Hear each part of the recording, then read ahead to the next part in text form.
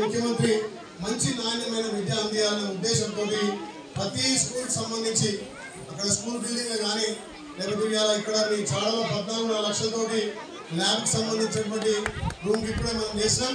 అది త్వరలోనే దాన్ని పురోగతిని తీసుకొచ్చి మీకు అందుబాటులో వస్తారని ఆశిస్తూ, ముఖ్యంగా చాడ గ్రామం ఈ ఊటగుండలో మంచి తెలివైన గ్రామం.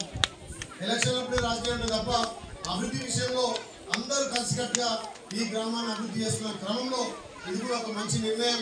ఈ పాఠశాలను అన్ని విధాల అభివృద్ధి చేద్దాం, ఈ గ్రామాన్ని మండలంలో అభివృద్ధి గ్రామంగా తీసుకుపోవాలని తెలియజేస్తూ, ఇదే కాదు సీసీ రోడ్ల విషయంలో